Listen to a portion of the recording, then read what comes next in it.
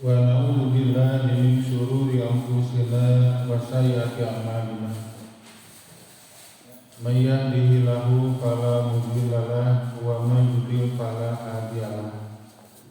Asyhadu an la ilaha illallah wa asyhadu anna Muhammadan abduhu wa rasuluh. Iman rahimakumullah, alhamdulillah pada kesempatan ini di hari Selasa yang pertama bulan Februari bertepatan dengan tanggal 15 bulan Sya'ban, kita bisa bertemu kembali yang insyaallah pada kesempatan ini kita akan menghafal kemudian memahami serta meyakini kebenaran tentang ajaran yang Rasulullah berikan kepada kita,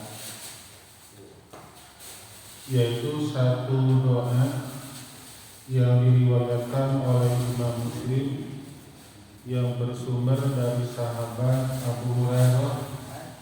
Kemudian saya memberikan judul dengan permohonan atau doa bertambah usia, bertambah pula kebaikan.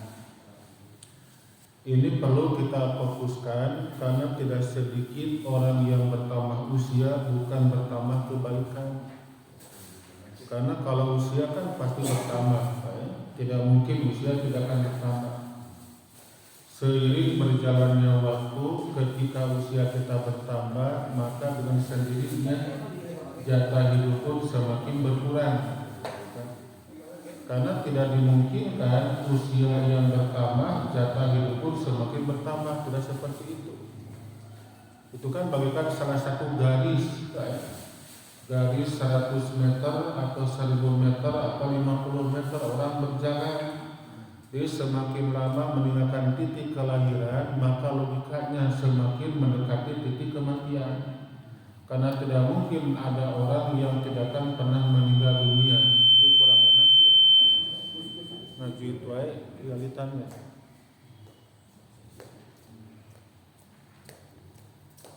Nah, seiring dengan usia kita yang semakin lama semakin menipis jatah kehidupan kita, maka hendaklah kita mampu mengisinya dengan berbagai macam kegiatan yang dapat dijadikan bekal hidup kita. Karena yakinkan oleh kita itu, yang pertama, dunia akan kita tinggalkan. Dengan kata lain, dunia tempat meninggal dan akhirat tempat tinggal. Itu kan merupakan satu kepastian. Jadi di dunia kita akan meninggal dunia, di akhirat kita akan tinggal nanti. Nah, kalau orang berpikir dengan yang jernih, dengan yang sehat, mana yang perlu kita fokuskan tentang bekal kehidupan? Apakah kita memfokuskan bekal hidup di tempat yang akan kita tinggalkan atau tempat yang akan kita tinggal? Nah, di tempat yang akan kita tinggalkan. Nah, di dalam doa di sini saya membagi menjadi 5 poin untuk lebih mempermudah kita menghafalnya. Kita lihat dulu hadisnya. An Abi Hurairah taqal, Abu Hurairah berkata, karena Rasulullah Shallallahu Alaihi Wasallam adalah Rasulullah Shallallahu Alaihi Wasallam yaqulu, beliau berdoa. Doa yang biasa Nabi panjatkan itu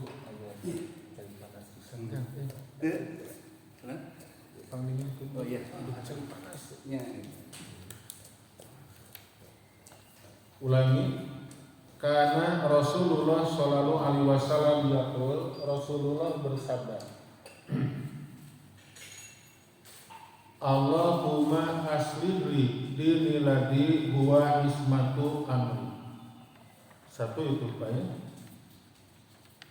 Yang kedua, wa aslihli dunya jalati fiha ma'asyi.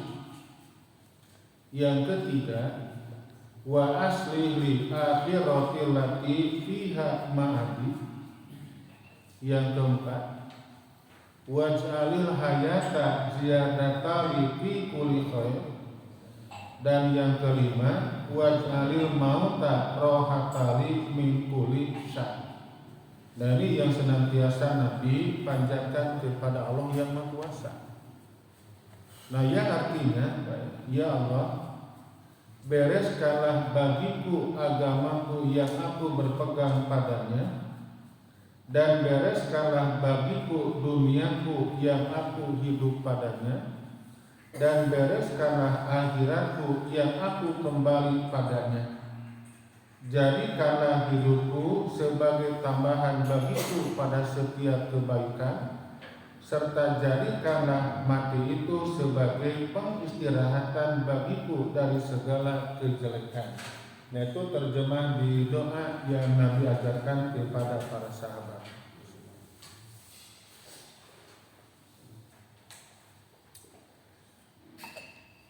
Nah, perlu kita pahami tentang apa manfaat doa, ya. Doa itu merupakan salah satu kekuatan yang Allah berikan kepada kita. Karena sehebat apapun orang bekerja, orang berusaha, orang berikhtiar, itu tanpa doa tidak mungkin akan mendapat suatu yang maslahat nanti. Orang mengandalkan kekuatan fisik dalam bekerja tanpa doa itu termasuk yang takabur. Demikian pula orang berdoa tapi tidak ikhtiar, termasuk orang yang konyol. Maka disandingkan dua macam yang tadi, antara doa dengan ikhtiar. Ya. Nah, mana yang diutamakan? Ikhtiar atau doa dulu? Ya bisa dua-duanya dibarengkan, ya bisa diutamakan salah satunya. Contoh begini, kita akan berangkat. Ya. Maka Nabi kan memberikan arahan, sebutlah nama Allah.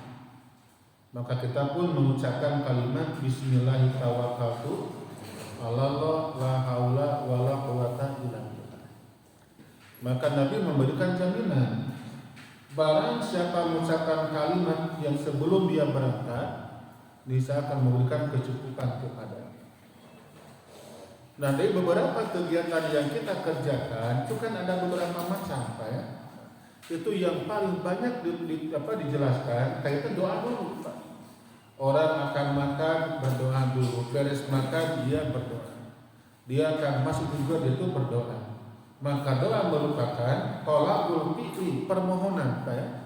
Permohonan mengerjakan dari pihak bawah ke pihak atas. Maka disebut dengan ad-du'a, bukannya suatu perintah tapi suatu permohonan. Dalam satu riwayat Nabi mengatakan begini, la yanfa'u hadarun minat risyai. Tidak ada manfaatnya kehati-hatian apabila takdir sudah tiba. Saya akan ulang. Rasul memberikan penjelasan, la yanfa'u hadarun minal qadari syai'. Tidak ada manfaatnya kehati-hatian apabila takdir telah tiba. Orang hati-hati makannya teratur. Dia juga hati-hati berangkat naik motor, naik mobil, ya. Dia hati-hati, Pak. Tapi kehati-hatian yang tadi apa kata Rasulullah, ada manfaat apabila takdir telah tiba kepadanya. Nah, maka muncul sekarang pemikiran, kalau demikian kita tidak perlu berhati-hati, ya, tapi bukan seperti itu. Yang dimaksud kalimat yang tadi itu Nabi katakan kepada kita, jangan melakukan kehati-hatian, Pak. Kita ingin selamat, tidak cukup hati-hatian belaka, tidak. Maka Nabi melanjutkan, sertakan dengan doa. Karena doa memberikan, atau salah satu kekuatan Rasulullah memberikan manfaat baik kepada yang sudah mempiakan, ya akan terjadi. Nah, maka gandengkan oleh kita sebelum kita berangkat, mohon kepada Allah dan tingkatkan kehati-hatian. Nah, maka di dalamnya akan ada kebaikan. Orang berdoa tapi semarangan itu berangkatnya, Pak, ya. Orang berdoa tapi dia itu tidak pernah mempertimbangkan keselamatan, maka tentu akan mendapat celaka nantinya. Orang berhati-hati tanpa doa, Pak, itu pun termasuk orang yang takabur. maka gandengkan dua macam yang tadi, ya. Nah, maka di sini Nabi memberikan ada 5 poin tentang permohonan kita kepada Allah yang Maha Kuasa, ya. Nah, poin yang pertama kita simak dulu, ya. Kita simak poin yang pertama. Allahumma aslih li dini ladzi huwa ismatu amri, ya. Huwa ismatu amri. Allahumma, ya Allah, aslih li, bereskanlah bagiku dini agamaku, bereskanlah bagiku agamaku, alladzi huwa ismatu amri, yang aku berpegang padanya. Satu banyak. Yang kedua sekarang, wa aslih li dunyaya allati fiha ma'asyi, wa aslih li, dan bereskanlah bagiku dunyaya, duniaku, allati fiha ma'asyi, yang aku hidup padanya. Yang pertama, kita mohon kepada Allah agama yang beres. Yang kedua, dunia yang beres. Yang ketiga, wa aslih li akhirati allati fiha ma'adi. Satu versi menyatakan begini, wa aslih li akhirati allati ilaiha ma'adi, ya. Dan bereskanlah akhiratku yang aku kembali padanya. Yang keempat, waj'alil hayata ziyadatan li fi kulli khair, dan jadikanlah hidupku sebagai tambahan bagiku pada setiap kebaikan. Dan yang terakhirnya, waj'alil mauta rohata li min kulli syarr, serta jadikanlah mati itu sebagai pengistirahatan bagiku dari segala kejelekan. Nah, itu ya terjemah di doa yang Nabi ajarkan kepada para sahabat. Kita sekarang akan diuraikan satu persatu. Yang pertama, di sini permohonan kita kepada Allah tentang agama. Agama nomor 1, dunia nomor 2. Ya. Dan doa di sini, ya. Kenapa di sini agama disimpan nomor 1, dunia nomor 2? Ya. Karena apa? Orang bisa mendapatkan kehidupan yang selamat dunia dan akhirat apabila dia menjadikan agama sepegang dalam kehidupan. Agama kan bekal. Orang bekerja di dunia, apapun yang dia kerjakan, apapun yang dia dapatkan, tidak mungkin dapat di uang mati, kan tidak mungkin. Orang bekerja begitu sibuknya, begitu luar biasa, dia punya segala-galanya, Pak. Lalu ketika dia wafat, mana yang dia bawa? Kan tidak ada, kecuali hanya 3 lembar kain kafan buat kita. Itu juga bukan kita yang menyiapkan, melainkan kain kafan yang disediakan oleh para DKI. Ya, Bapak tanya saja sekarang, dan di Bapak masing-masing. Bapak di rumah punya baju berapa setel, punya sarung ada berapa, punya jaket ada berapa. Adakah di lemari pakaian Bapak kain kafan? Saya yakin kan tidak ada. Dan itu merupakan kain yang akan dibawa oleh Bapak ke mana? Masuk ke lubang kubur, saya diantarkan oleh orang-orang yang masih hidup. Kenapa mesti diantarkan? Ya karena bisa salah asup, karena tadi diantarkan itu kan. Itu kan peta Nabi. Wa idza mata fatbahu, dan apabila dia mati maka antarkanlah. Antarkan ke mana, Pak? Tentu diantarkan ke pemakaman. Tong senang hidup sorangan bisa salah asup karena gitu kan, antarkan oleh semuanya. Apa yang dia bawa? Keluarga mengantarkan sampai pemakaman. Ketika beres mereka kembali lagi. Maka orang yang bersangkutan tidur seorang diri di dalam tanah, beralasan juga tanah, berselimut dengan kain kafan tidak 3 lembar, kalau perempuan 5 lembar. Kemudian ditutup bukan dengan kelambu, tapi ditutup dengan papan-papan. Lalu diuruk semuanya. Orang yang dekat mereka pada pulang ke rumah mereka masing-masing. Dia berbaring dengan siapa? Dirinya sendiri, ya. Berbaring dengan amalannya. Karena keluarga dan harta akan kembali ke kampung halaman mereka masing-masing. itu merupakan ending di kehidupan seseorang. Nah, maka di sini agama dijadikan pilihan pertama oleh Rasulullah. Allahumma aslih li dini ladzi huwa ismatu amri. Ya Allah, bereskanlah bagiku dini agamaku. Agama yang beres ialah agama yang dimiliki oleh seseorang tentang bab ibadah, jelas dasar hukumnya, Pak. Jelas keterangannya. Jadi ini merupakan agama yang beres ketika melaksanakan ibadah, ada dasar hukumnya, Pak. Karena sekarang kan cukup banyak orang bangun itu mereka tidak punya dasar hukum. Mereka hanya sibuk bekerja, sibuk ibadah, tapi mana kan tidak keterangannya. Itu termasuk orang yang merugi, termasuk agama yang tidak beres.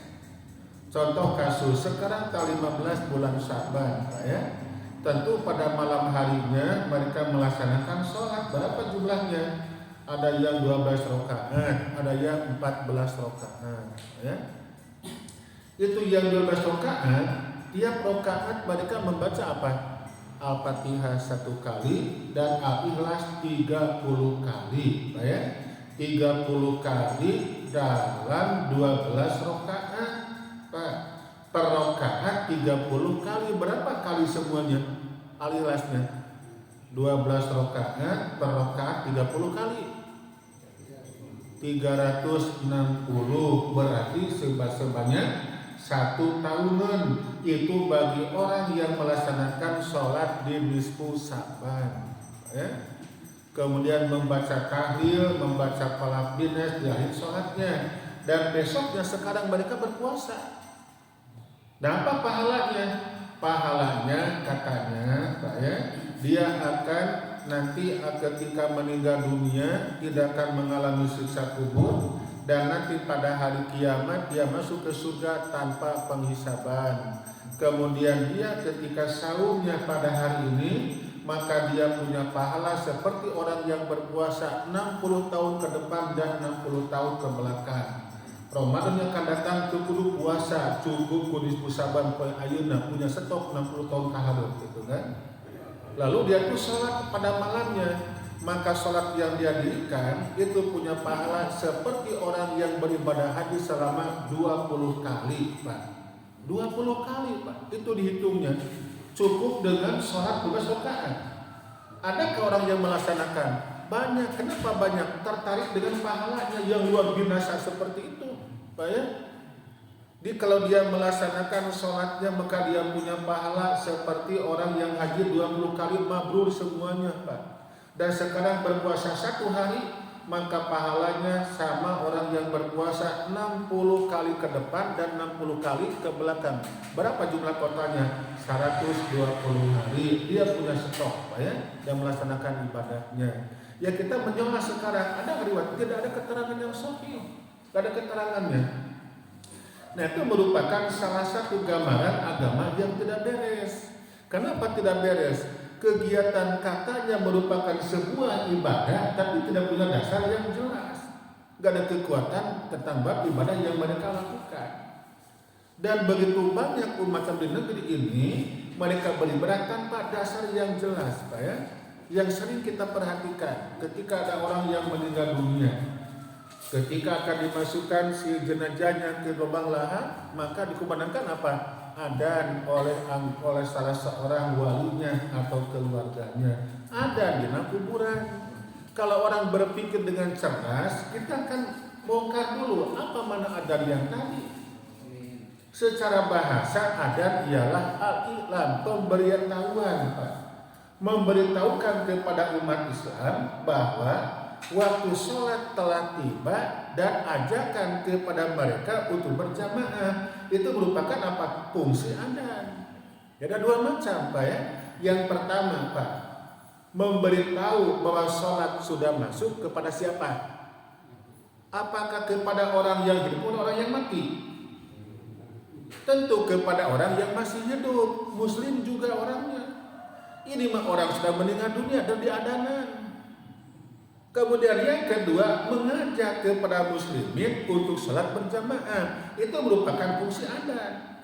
Sekarang dikumandangkan di mana? Dikumandangkan ketika akan menguburkan. Itu gambaran agama yang tidak beres seperti itu. Sekarang kita akan memasuki Ramadan, Pak ya. Akan masuk bulan Ramadan. Kebiasaan di perkampungan di kota Masugana mau beda gitu kan Pak ya. Itu di perkampungan biasanya ketika akan masuk bulan Ramadan maka disambut dengan apa? Dengan mandi keramas, Pak ya. Itu mandi keramas yang mereka lakukan, keramas yang bukan menggunakan sampo bermerek, Pak ya. Tidak menggunakan Jing, Clear, kemudian Pantene, kemudian apalagi Pak? Merek yang lainnya. Tapi yang dipergunakan apa? Yang dipergunakan adalah abu jarami, Pak.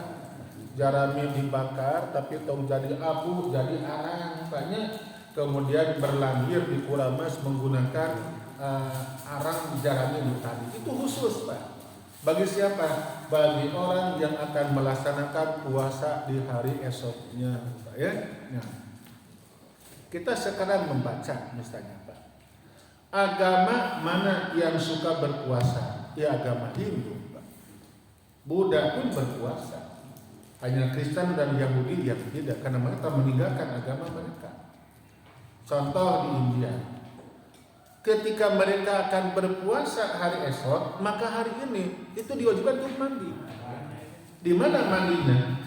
Itu mereka mandinya di salah satu di antara dua sungai yang mereka sucikan. Ada dua sungai yang mereka sucikan. Yang pertama sungai Gangga, kedua sungai Yamu. Itu merupakan tempat mereka mandi ketika akan mereka berpuasa, ya. Mandi, kemudian besoknya mereka melaksanakan puasa. Nah, cara ini ternyata Pak ditiru oleh umat Islam. Ya kita perlu memahami bahwa itu Pulau Jawa merupakan pulau yang dulu merupakan banyak penganut beragama Hindu. Di Jawa teh gitu kan. Buktinya apa ya, kan banyak candi di tempatnya, ada candi Borobudur, candi Mendut, candi Kalasan. Kalau di kita candi Cukur gitu kan, Jabrikan yang rambutnya itu kan, candi Jiun kalau di kita apa ya. Nah itu Pulau Jawa kan sebagai wilayah. Dulu banyak orang tua kita beragama seperti itu. Nah ketika Islam masuk ke Pulau Jawa, kebiasaan dulu mereka tidak bisa menghilangkan. Ketika ada perintah saum, mereka berpuasa, tapi mandinya tidak pernah mereka tinggalkan. Mereka tetap mandi karena besok akan berpuasa. Oh, jadi kalau begitu kita nanti tidak boleh mandi. Bukan begitu, Pak ya. Bukan kita tidak boleh mandi. So, kayak mandi mah biasa. Tapi jangan diniatkan ini mandi karena besok akan berpuasa. Tidak ada syariatnya.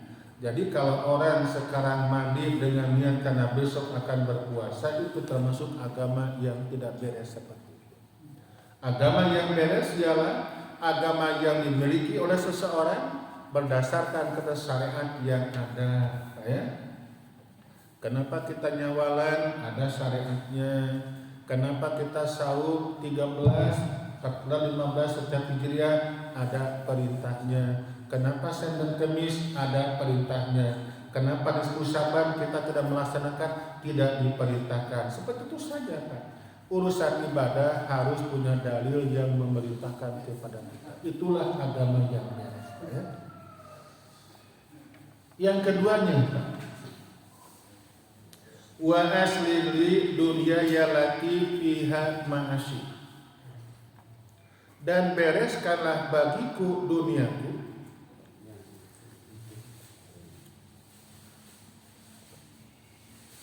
alati fiha ma'asyi, yang aku hidup padanya, ya. Kalau yang tadi agama yang beres, sekarang dunia yang beres.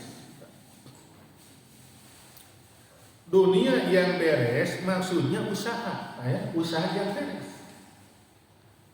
Dunia yang beres itu adalah dunia yang dimiliki oleh seseorang dengan cara kerja yang halal, keluar pun halal. Itulah dunia yang beres. Dunia yang barokah. Perlukah kita memiliki dunia atau berharta? Yang perlu, Pak. Walaupun kita kan punya prinsip dunia merupakan tempat persinggahan sementara, hanya sebatas lewat saja. Kenapa? Akan kita tinggalkan. Dunia akan kita tinggalkan, akan kita kunjungi gitu kan. Tapi kita pun ingin punya dunia yang beres, Pak. Karena tidak sedikit orang yang melakukan berbagai macam kemaksiatan karena tidak punya dunia. Orang melaksanakan pencurian karena dia termasuk orang yang miskin. Orang menjual barang yang diharamkan karena terdesak oleh ekonomi. Maka kata Umar bin Khattab, kadul pakru kufron. Ya? Bisa jadi atau besar kemungkinan itu kefakiran akan menjadikan orang menjadi kufur, Pak. Punten, Pak ya. Kenapa orang sampai menjual dirinya? Kenapa perempuan menjadi seorang PSK? Ya karena dia tidak punya suami dan dia punya urusan pegawaian hese, maka seperti itu. Kenapa orang menjadi begal? Sulit mencari pekerjaan yang berpenghasilan, maka dia mencari kerja yang pintas, menjadi pembegal yang tadi. Maka pas kata Umar bin Khattab, besar kemungkinan itu kefakiran akan menjadikan orang menjadi apa? Menjadi kufur. Orang bekerja sehebat apapun, kalau kata Allah, ente mah kudu sangsara sampai kapan pun tidak mungkin dia berhasil dalam usahanya.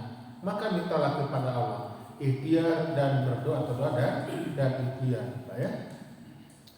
Nah, orang mendapatkan dunia dan cara mengeluarkannya ada 4 macam, ya. Nah, yang pertama, ada orang yang bekerja dengan cara yang haram, keluar juga haram. Inilah harta yang binasa. Hasil judi dipergunakan mabuk. Hasil judi dipergunakan untuk berzina. Itu termasuk pendapatan yang haram, keluar juga haram. Itu harta yang membinasakan. Yang kedua, ada orang yang bekerja dengan cara yang haram, tapi keluarnya halal. Hasil korupsi dijadikan membangun masjid. Jadi masjidnya apa? Jadi pesantren. Ya. Hasil judi yang kolakin anak yatim, anaknya jadi anak yang soleh, tapi tak mungkin jadi pahala. Kenapa? Karena hasil dari perjudian yang tadi. Inilah contoh hasil haram tapi keluarnya halal. Ini termasuk yang rugi, bukan yang binasa. Nah, yang ketiga, ada orang yang dapat harta dengan cara yang halal tapi keluarnya haram. Hasil ngojek dipergunakan karena judi, ya. Hasil ngabeca dipergunakan karena judi, itu kan itu termasuk orang yang sial seperti itu. Dan yang keempat, ada orang yang dapat harta dengan cara yang halal, keluar juga halal. Itulah harta yang beres, itulah dunia yang beres. Dan kita harus seperti itu. Karena ketika ada 3 macam yang bukan poin yang pertama, itu kan merugi semuanya. Haram keluarnya haram, haram keluarnya halal, halal keluarnya haram, baik? Ini kan rugi semuanya. Maka yang beres adalah orang yang dapat harta dengan cara yang halal, keluar juga halal. Contoh kita ini semuanya, kita kerja dengan cara yang halal, punya rezeki diberikan kepada anggota keluarga, itu kan halal dua-duanya, baik? Itulah gambaran dunia yang beres, baik? Nah, yang ketiga, wa aslil akhirati lati fiha ma'ati, atau wa aslil akhirati ilaiha alati ilaiha ma'ati, dan bereskanlah akhiratku yang aku kembali padanya. Ya, agama merupakan pegangan urusan kehidupan kita, dunia merupakan tempat hidup kita, akhirat merupakan tempat kembalinya kita. Bereskanlah 3 macam yang tadi. Siapa yang mampu melakukannya? Hanya Allah yang Maha Kuasa. Maka mintalah kepada Allah, Pak ya. Apakah Bapak yakin Bapak sekarang suka ngaji nanti menjelang wafat akan seperti ini? Kan belum yakin, Pak. Karena tidak sedikit orang ahli ibadah, tapi menjelang wafat dia melakukan berbagai macam kemaksiatan. Juga cukup banyak orang pelaku kemaksiatan menjelang wafat dia tobat sampai dia meninggal dunia, itu sudah bagiannya. Itu orang yang rugi adalah orang yang ahli ibadah, menjelang wafat dia durhaka kepada Allah, dia syirik kepada Allah, itu kan neraka bagiannya. Itulah akhirat yang tidak beres. Maka mintalah kepada Allah. wa aslili akhirati lati ilaiha ma'adi, dan bereskanlah akhiratku yang aku kembali padanya. Nah, 3 macam ini keberesan yang tadi mutlak merupakan kewenangan Allah untuk menjadikannya. Maka mintalah kita kepada Allah. Bapak tidak boleh meninggalkan doa seperti ini, Pak ya. Saya juga tidak pernah meninggalkan. Allahumma aslihli dini lagi huwa ismatul amri, wa aslihli dunya jalati fiha ma'asyi, wa aslihli akhirati fiha ilaiha ma'adi, Pak ya. Wa aslihli akhirati lati ilaiha ma'adi, dan bereskanlah akhiratku yang aku kembali padanya. Nah, 3 macam ini Pak ya, dikunci dengan permohonan 2 macam, yaitu yang keempatnya waj'alil hayata ziyadatali fi kulli khair, jadikanlah hidupku sebagai tambahan bagiku pada setiap kebaikan, Pak. Jadikanlah hidup ini sebagai apa? Tambahan bagiku dalam setiap kebaikan. Maknanya semakin bertambah usia maka bertambah pula kebaikan, Pak ya. Usia kita sekarang bertambah 1 bulan lebih 3 hari dari bulan Desember tanggal 31 kemarin, Pak ya. Tanggal 31 Desember 2025 sampai sekarang usia kita bertambah berapa bulan? Bertambah 1 bulan 3 hari. Ayeuna teh gitu kan? Kalau kita mengambil dari tanggal yang kemarin gitu kan, Pak ya.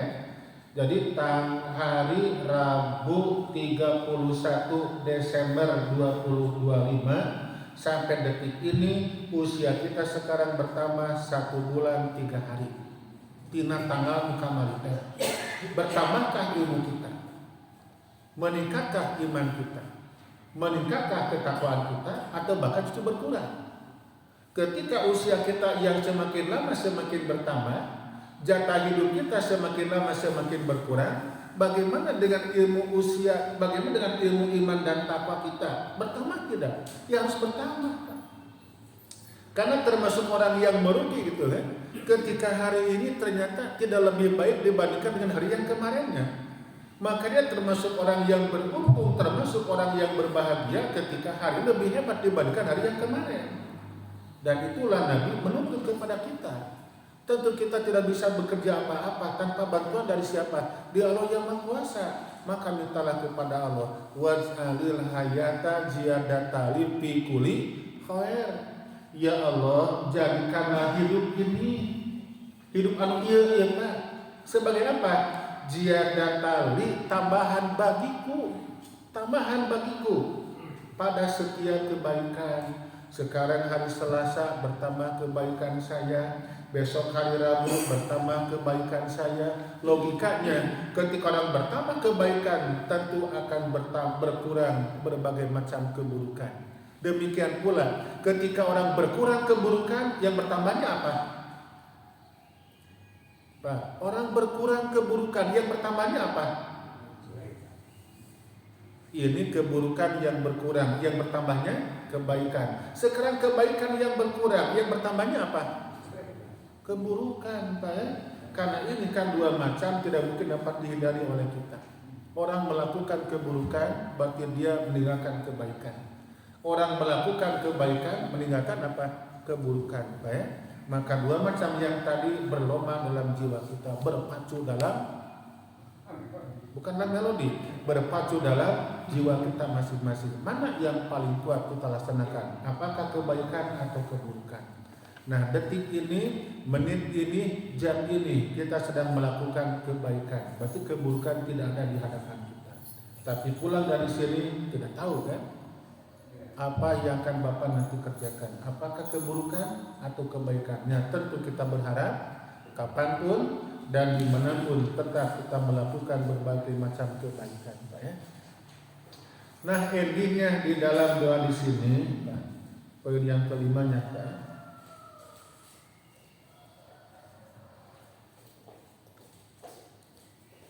Waj'alil mauta, dan jadikanlah mati ini rohatali sebagai pengistirahatan bagiku mingkuli sadin dari segala kejelekan.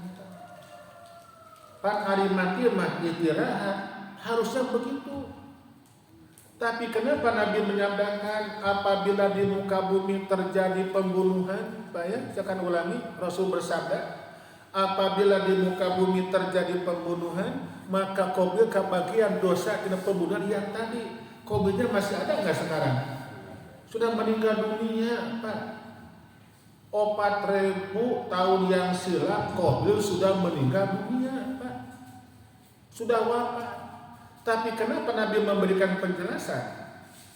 Ketika di muka bumi terjadi pembunuhan, maka qabil kebagian dosa di pembunuhan yang tadi. Pan geus teu aya qabil nama. Oh, artinya itu termasuk jariah dosa. Karena qabil merupakan orang yang pertama melaksanakan pembunuhan. Qabil merupakan orang yang pertama melaksanakan pembunuhan, maka ketika di daerah ini ada orang yang bertengkar sampai dibunuh itu lawannya, Pak. Maka dosanya bagi orang yang membunuh, maka jariah pula kepada qabil yang tadi, menunjukkan bahwa kematian qabil tidak istirahat di berbagai macam kejelekan. Mungkinkah Pak ada keburukan kita yang dilaksanakan oleh anak cucu kita? Berarti kematian kita tidak merupakan pengistirahatan berbagai macam keburukan. Selama ada beberapa keburukan yang kita kerjakan dan dilanjutkan oleh anak cucu kita, bahulah generasi bapak melakukan begini, dia mengikutinya. Keburukan-keburukan yang pernah kita lakukan, kita sudah tidak ada, kita sudah meninggal dunia, tapi keburukan yang pernah kita lakukan ternyata dikerjakan pula oleh anak cucu kita. Itu termasuk orang yang tidak beruntung seperti itu. Berarti kematiannya tidak dijadikan pengistirahatan di berbagai macam keburukan atau kejelekan, Pak ya. Nah, oleh karena itu, Pak, ketidakmampuan kita, Pak ya, saya juga yakin, Pak, saya punya keburukan. Tentu dipotret oleh murid saya, dipotret oleh anak saya, bahwa lagi Pak Ustadz melakukannya, mereka melakukannya. Dan tentu kematian saya tidak merupakan istirahat di berbagai macam kejelekan, maka mintalah kepada Allah. Ini paling penting. Waj'alil mauta rohatali min kulli syarrin. Serta jadikanlah mati itu sebagai pengistirahatan bagiku dari segala kejelekan. Ya? Nah ini Pak, doa yang Nabi ajarkan kepada para sahabat dan disampaikan oleh sahabat Abu Hurairah serta dicatat oleh Imam Muslim, dan saya juga nurutan menyampaikan kepada Bapak di sini tentang doa ini, dan dijudulan oleh saya, apa judulnya? Permohonan atau doa bahkan usia tambah pula kebaikan, Pak ya. Bapak ini yang sudah hafal, pertahankan, sampaikan kepada Allah dan berbagai macam kesempatan. Bapak yang belum hafal, sok hafal kehelapannya. Walah hayawadin kain kamu mau keurang Bapak ya, sok sampaikan kepada Allah. Nah itu saja yang dapat kita pelajari pada kesempatan ini. Tafsir doa Imam Muslim dari sahabat Abu Hurairah. Barangkali ada pertanyaan silakan Pak. Ya, banget. Bukan seseorang yang korupsi ya kan. Tapi kalau dari haram ke haram itu pas sebenarnya. Tapi ini dari haram masuk kepada kebaikan seperti membangun masjid, bagaimana percobaannya? Allah itu maha suci, maha baik, dan tidak akan menerima perkara-perkara kebaikan dari kalian kecuali dengan yang baik. Dia mau diterima ku Allah nanti. Maksudnya apa? Tidak akan menjadikan pahala. Orang melaksanakan berjudi, bayar modalnya hanya 100.000, dia dapat untung sampai 1 miliar. 500 juta diwakafkeun ka masjid dina si judi teh Pak. Diterima ku panitia mah, diterima ku DKM, diterima ku bendahara sebagai uang untuk dijadikan honor kepada para penceramah. Beres ceramah dikasih amplop dina hasil pemberian orang hasil berjudi. Tahu teu DKM na teu apaleun. Tahu enggak bendaharanya? Tidak tahu. Tahu enggak ustadznya? Tidak akan tahu. Itu yang haram siapa? Yang mereka yang korupsinya tidak akan sampai kepada Allah, tapi jadi pembangunan oleh DKM yang tadi, jadi makmur masjid yang tadi, tapi tidak akan sampai kepada orang yang bersangkutan jadi pahala karena dia bekerja hasil yang diharamkan. Allah Maha Suci, tidak mungkin menerima kecuali perkara yang bersih dan suci. Begitu, Pak ya. Masih ada yang lain? Iya, silakan. Hiji deui abang bagi THR gitu ta. Urang terang gitu tapi kalau gitu ta. THR kumaha? Hasil riba, apa bagi THR ke petani gitu ta. Urang teh apa riba, hasil riba. Ari apa mah tong ditarima. Mata tong loba nanyakeun tarima we. Ya. Kita dikasih teu pernah nanyakeun ieu tina uang riba, korupsi, kana judi tong loba nanyakeun, Pak. Ya rezeki nuhun teh doakeun ku urang. Oh, saudara, ulah loba nanyakeun itu kan. Karena kalau nanyakeun kan akan mau diterima ku urang. Saya dapat rezeki dikasih oleh seseorang sekian juta rupiah. Saya rezeki nah tu nuhun, juga kalau tos sakuan pulang kan gitu ya. Saya pernah bertanya tidak? Kalaupun bertanya, tidak mungkin itu akan bicara jujur. Mau apa? Ya rezeki pasrihan dia kayak naon cenah Pak? Cek saya kan kayak judi, kayak korupsi. Kira-kira enaknya orang yang tadi? Tidak akan enak, Pak ya. Jadi udah diterima saja dan kita berbaik sangka. Kecuali kalau kita tahu benar ini termasuk kelas apa? Ini termasuk orang yang suka judi, kakapnya kakap dunia misalnya teh. Kita dikasih uang di orang yang tadi dan kita yakin itu uang merupakan dari perjudian. Kita tahu pasti seperti yang tadi. Maka itu tentu jangan kita terima, tolak dengan cara yang lebih santun lagi gitu ya. Ada lagi? Selagi ada. Pas, iya. Insya Allah nanti Selasa yang pertama bulan Maret, berarti sudah masuk Ramadan ya. Saya akan nanya seorang tentang dari sini. Siap? Bulan depan menghafal yang ini? Dan? Siap ya. Jadi insya Allah nanti bulan Maret, April, Januari, Februari, Maret Pak ya. Nah Maret Selasa yang pertama, sebelum saya memulai kajian saya akan nanya kepada Bapak saurang-saurang. Tapi dilanjutkan. Misalnya dari Pak Sahat betul? Pak Lukman, sopun kamari teh, cek Pak Lukman teh. Allahumma asli lidini ladhi huwa ismatum tos, anu kaduana. Pak Jase, pulang-pulang apa? Wa aslihli dunyaya lati piha ma'asi itu nu kakiluna gitu ya. Sudah amal hadir sebulan hari mah kaki langkung kita hadir gitu ya. Ya saya ingin mengecek nanti seorang demi seorang untuk membuktikan benar bapak tuh menghafalkan doa ini. Lalu tos hafal sok sampaikan kepada Allah Pak, yakinkan. Apa kata Allah? Ud'uni astajib lakum. Mintalah kepadaku, pasti akan ku perkenankan apa yang kalian minta. Tos sakit itu saya. Mudah-mudahan bermanfaat dalam memberikan yang terbaik kepada kita dan ibadah kita diterima oleh Allah Subhanahu wa taala. Amin ya Allah ya rabbal alamin. Assalamualaikum warahmatullahi wabarakatuh.